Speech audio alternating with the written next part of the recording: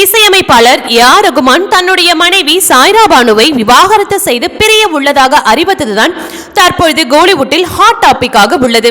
இருவரும் 29 வருட திருமண வாழ்க்கைக்கு பின் பிரிய முடிவெடுத்துள்ள செய்தி அவரது ரசிகர்களை பேரதிர்ச்சியில் ஆழ்த்தியுள்ளது. இருப்பினும் விவாகரத்திற்கான உண்மையான காரணம் என்ன என்பதை இருவருமே வெளியிடவில்லை. அதை தெரிந்து கொள்ள ரசிகர்களும் ஆர்வம் காட்டி வருகின்றனர். இதனிடையே ஏ ஆர் ரகுமானிடம் பணியாற்றி வந்த மோகினி டே என்கிற இசைக்கலைஞரும் நேற்று தன்னுடைய விவாகரத்து முடிவை அறிவித்துள்ளார். ஏ ஆர் ரகுமான் அறிவித்த அடுத்த 1 மணி நேரத்தில் மோகினி டேவும் தன் கணவரை பிரிவதாக அறிவித்திருந்ததால் இருவரது இந்த முடிவையும் தொடர்புபடுத்தி சில வதந்திகளும் பரவி வந்தன.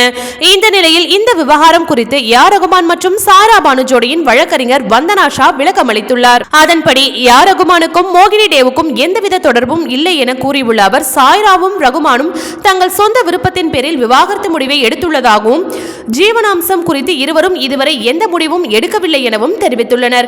மேலும் இந்த முடிவை அவர்கள் இலகுவாக எடுக்கவில்லை என்றும் இருவரும் உண்மையானவர்கள் என்பதால் இதை போலி திருமணம் எனவும் சொல்ல முடியாது என வந்தனா ஷா கூறியுள்ளார். 29 வயதே ஆகும் மோகினி டே இசை புயல் ஏ ஆர் ரகுமானுடன் சேர்ந்து 40க்கும் மேற்பட்ட இசை நிகழ்ச்சிகளில் பணியாற்றியிருக்கிறார். கொல்கத்தாவை சேர்ந்த இவர் மார்க் ஹட்ச் என்பவரை திருமணம் செய்து கொண்டு வாழ்ந்து வந்தார். அவருடன் ஏற்பட்ட கருத்து வேறுபாடு காரணமாக அவரை விவாகரத்து செய்து பிரிய உள்ளதாக அண்மையில் அறிவித்திருந்தார். அந்த அறிவிப்பும் ஏ ஆர் ரகுமானின் விவாகரத்து அறிவிப்பும் அடுத்தடுத்து வந்ததுதான் குழப்பத்தை ஏற்படுத்தியது. ஓகே வியூவர்ஸ், இது போல சினிமா செய்திகளை நீங்கள் பார்க்க மறக்காம சினி டைம்ஸ் சேனலை சப்ஸ்கிரைப் பண்ணுங்க.